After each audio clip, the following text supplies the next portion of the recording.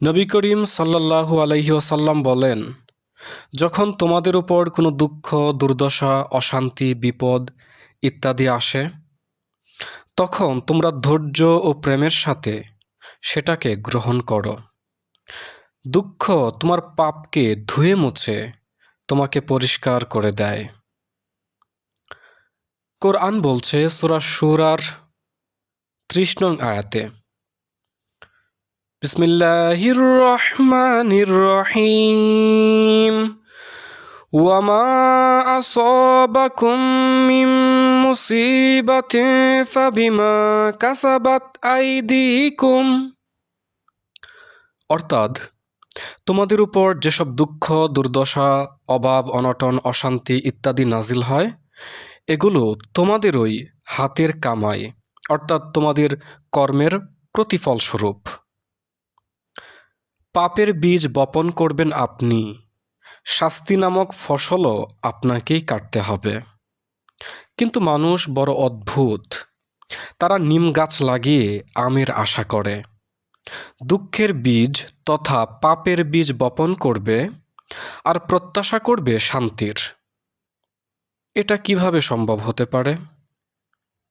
তারা মনে করে আমরা পাপ করব, তারপর কিছু টাকা পয়সা দিয়ে দিব মোল্লা, পণ্ডিত, পাদ্রী, পুরোহিত বা গুরুকে, আর ওনারা আমার পাপ মোচন করে আমাকে মুক্ত করে ফেলবেন। সারা দুনিয়ার খ্রিস্টানদের ধারণা হলো যে হজরত ঈসা আলাইহিস সালাতু ওয়াসাল্লাম ক্রুশবিদ্ধ হয়ে তাদের সকল পাপ ওনার নিজের কাঁধে নিয়ে নিয়েছেন। ফলে খ্রিস্টানরা যতই পাপ করুক কোনো সমস্যা নেই। এগুলো অন্ধবিশ্বাস ও কুসংস্কার ছাড়া আর কিছুই না।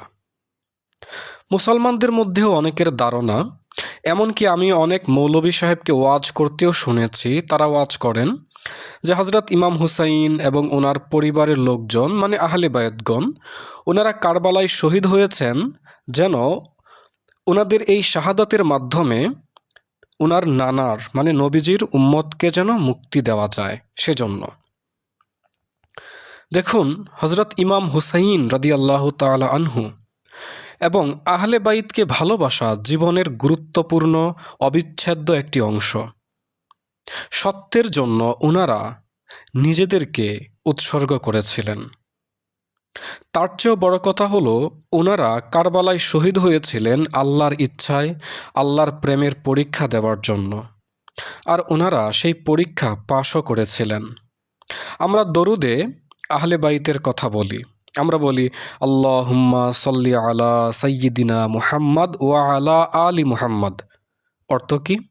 যে হে আল্লাহ, তুমি আমাদের নেতা মুহাম্মদ সাল্লাল্লাহু আলাইহি ওয়াসাল্লামের উপর শান্তি বর্ষণ করো এবং আরও শান্তি বর্ষণ করো ওনার যারা আহলে বাইত রয়েছেন, ওনার যারা পরিবার পরিজন রয়েছেন ওনাদের উপরেও। কিন্তু মনে রাখবেন, সেই আহলে বাইতের সদস্যরা শহীদ হয়েছেন বলে আপনি যত ইচ্ছে পাপ করবেন আর ওনাদের অনুসারী নিজেকে দাবি করবেন আর ওনারা আপনাকে পার করে ফেলবেন, এগুলো অন্ধবিশ্বাস। কারণ এমন কথা না কোরআনে আছে, না হাদিসে আছে, আর না হজরত ইমাম হুসাইন রাদিয়াল্লাহু তাআলা আনহু স্বয়ং একথা বলে গেছেন। আগুনে হাত দিবেন আপনি, হাত কিন্তু আপনারই পুড়বে, আরেকজনের পুড়বে না। কিন্তু আপনি মাতাল হয়ে আছেন দুনিয়ার নেশায়, তাই জানেন না কোনটা আগুন আর কোনটা পানি। তাই যারা চৈতন্যপ্রাপ্ত বা সজাগ তথা নবী, রসুল, অবতার, গুরুগণ আপনাকে সতর্ক করেন যে এখানে হাত দিও না, এটা আগুন, পাপ করো না, এটা আগুন, যদি হাত দাও তাহলে শাস্তি নামক সেই যন্ত্রণা তোমাকেই ভোগ করতে হবে। গুরুর কাজ বা নবী রসুলদের কাজ বা আল্লাহর নেক বান্দাদের কাজ শুধু এটুকুই, আপনাকে তারা সতর্ক করে দিবেন। তারপরে আপনি কি করবেন না করবেন এটা একান্তই আপনার ব্যক্তিগত ব্যাপার। আপনি বলেন, কখন আমার জীবনের এই অন্ধকার কেটে গিয়ে ভোর হবে? নিরাশ হবেন না, নিরাশ হওয়া কুফুরি। আপনি যখনই জাগবেন তখনই আপনার জীবনের ভোর। কিন্তু কিভাবে জাগবেন? সেটা জানার জন্যই একজন গুরু বা মুর্শিদের সঙ্গ নিতে হয়। আপনি বলবেন, আমি তো ঘুমন্ত, আমি ঘুমিয়ে আছি, সুতরাং একজন ঘুমন্ত ব্যক্তি কিভাবে সঠিক গুরু খুঁজে পাবে? হ্যাঁ, এটাও সত্য। ঘুমিয়ে থাকা ব্যক্তি গুরু পেতে পারবে না। এজন্য আপনি কি করবেন? আপনি কেবল মনে মনে আল্লাহর কাছে এই ফরিয়াদ করতে থাকবেন যে, প্রভু তুমি আমায় জাগ্রত করো, তুমি আমায় জাগাও। তখন দেখবেন জাগ্রতকারী কোনো একজন গুরু বা মুর্শিদ আপনার কাছে চলে আসবে। আপনার কাছে চলে আসবে মানে আপনি কোনো না কোনোভাবে তার সন্ধান পেয়ে যাবেন। আপনাকে এটা স্বীকার করার মতো মন মানসিকতা থাকতে হবে যে আমি যতটুকু পাপ করেছি ততটুকু শাস্তি ভোগ করার জন্য আমি প্রস্তুত। এর দায়ভার আমি অন্যের উপর চাপাতে চাই না।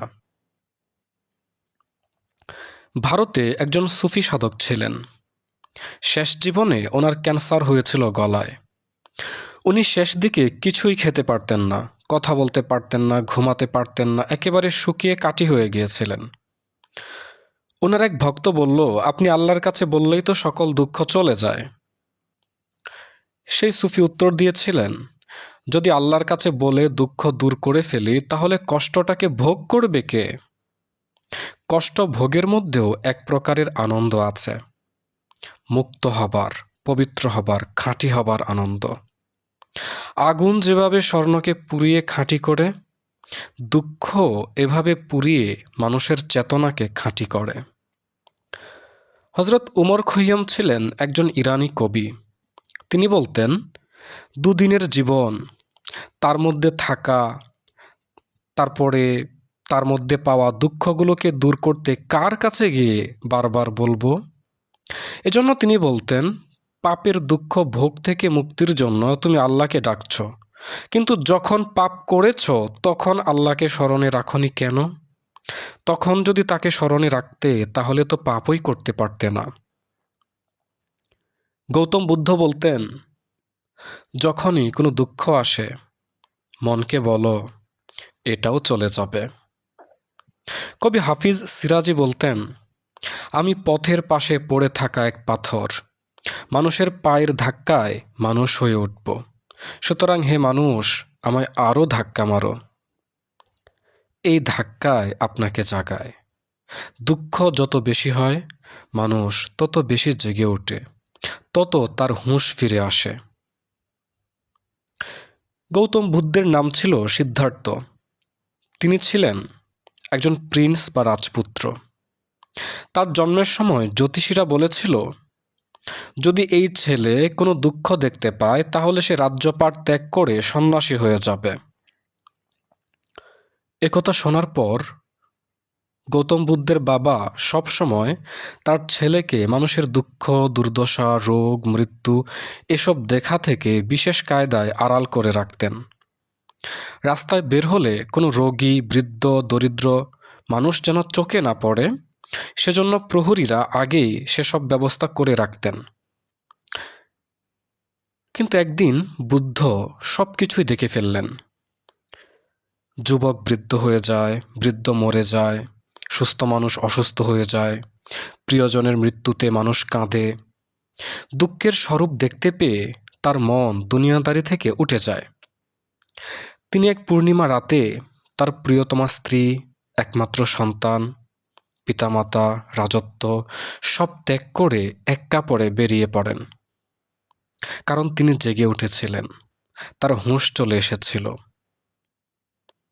আপনি বলেন, আমাকে এই দুঃখের কারাগারে মানে জীবনে পাঠানো হয়েছে, সাথে সাথে আমার হুঁশও ছিনিয়ে নেওয়া হয়েছে, এটা তো শাস্তির সাথে আমাকে জরিমানাও করা হলো।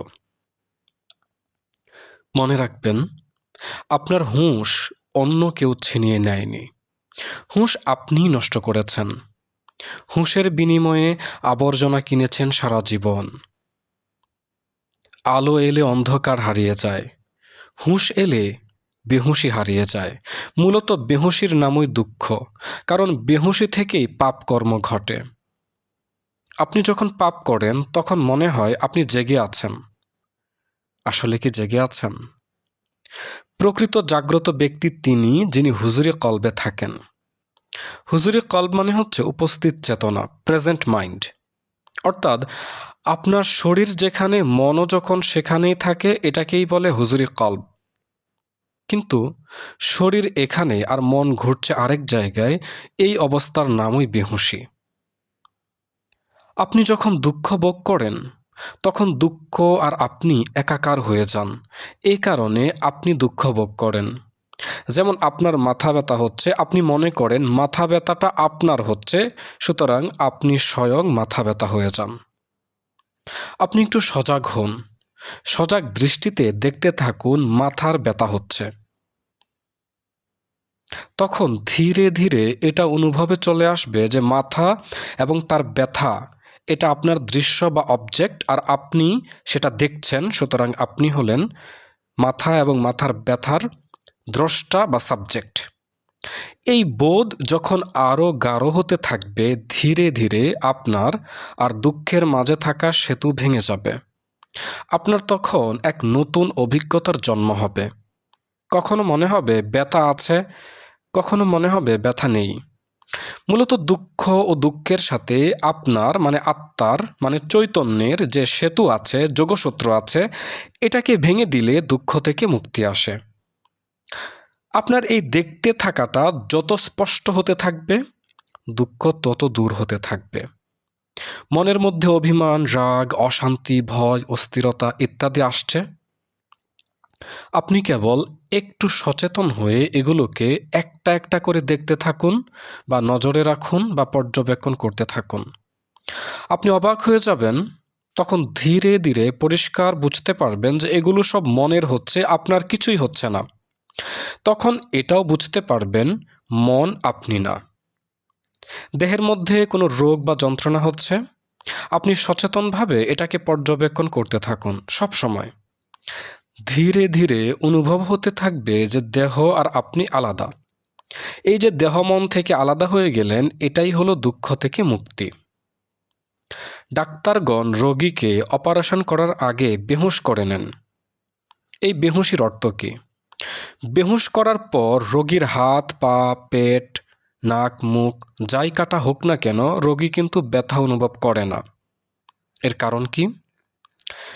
ব্যথাবোধের জন্য যে স্নায়ুগুলো আছে সেগুলো নিষ্ক্রিয় হয়ে গেল অ্যানেস্থেশিয়ার মাধ্যমে বা চেতনানাশক ওষুধের মাধ্যমে। ব্যথার সাথে চেতনার বা আত্মার বা আপনার যে সংযোগ ছিল, ব্যথাবোধের স্নায়ু নিষ্ক্রিয় হয়ে আপনার আর ব্যথার মাঝখানে থাকা সেতুকে ভেঙে দিল। তাই আপনি কিছুই অনুভব করতে পারেন না অপারেশনের সময়। বেহুঁশ করার ওষুধ সাময়িক সময়ের জন্য শুধুমাত্র দৈহিক ব্যথাবোধ থেকে আপনার আর ব্যথার মাঝে ফারাক তৈরি করে, কিন্তু মনের ব্যথা কিভাবে দূর হবে? এজন্য চাই পরম হুঁশ, পরম চেতনা, আলটিমেট কনসাসনেস। আপনি যখন সজাগ হয়ে উঠবেন, দেহ ও মনে কি কি ঘটছে সব কিছুকে সচেতনভাবে অনুভব করবেন বা সব কিছুকে সচেতনভাবে নজরে রাখবেন, তখন দেখবেন ধীরে ধীরে আপনার ফিল হতে থাকবে দেহ ও আপনার মন এই দুটা আপনার থেকে আলাদা। তখন দেহ ও মনের কষ্টগুলো আর আপনার কষ্ট বলে মনে হবে না। যখন দুঃখের মধ্যে একাকার হয়ে যান, দুঃখ এবং আপনি মিলেমিশে যান, তখন এটাকে বলে দুঃখ ভোগ করা। আর যখন সচেতনভাবে দেহ ও মনকে পর্যবেক্ষণে রাখেন, দেহ ও মনের দুঃখ কষ্টগুলোকে দেখতে থাকেন, এটাকে বলে দুঃখ উপভোগ করা। উপভোগ মানে হচ্ছে উপরে থেকে ভোগ করা, ডুবে না যাওয়া। দুঃখের এই উপভোগই একদিন দুঃখ থেকে মুক্তির দিকে আপনাকে ধাবিত করবে ইনশাআল্লাহ।